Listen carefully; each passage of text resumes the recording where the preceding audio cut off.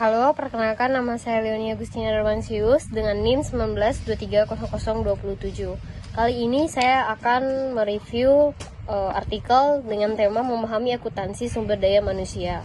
Di mana akuntansi sumber daya manusia atau SDM adalah disiplin ilmu yang mempelajari cara mengukur, menilai, dan mengatur aset paling berharga bagi organisasi, yaitu karyawannya.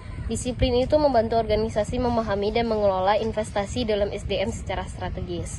Dalam definisi dan konsep akuntansi sumber daya manusia, itu terdapat 3, dapat mengukur nilai karyawan, mengelola aset berharga, informasi pengambilan keputusan.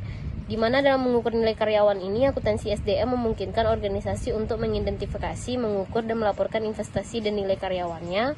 Dalam pengelolaan aset berharga, disiplin ini membantu organisasi mengelola aset SDM secara efektif seperti rekrutmen, pelatihan, dan retensi karyawan.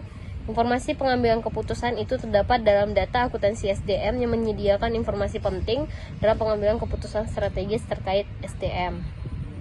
Nah, pentingnya akuntansi sumber daya manusia bagi organisasi, tentunya karena akuntansi SDM membantu organisasi dalam merencanakan, mengembangkan, dan memanfaatkan karyawan secara strategis.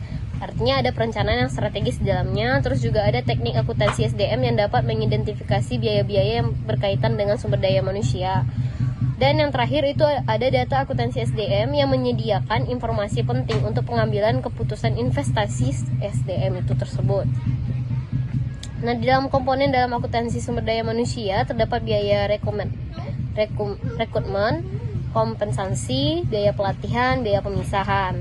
Nah, dalam metode penilaian dan pengukuran sumber daya manusia, pengukuran biaya mengidentifikasi dan menghitung biaya-biaya terkait SDM seperti biaya rekrutmen dan pelatihan, menilai kontribusi karyawan terhadap organisasi seperti produktivitas dan kinerja, mengevaluasi efektivitas investasi dalam SDM seperti tingkat pengambilan dan manfaat jangka panjang.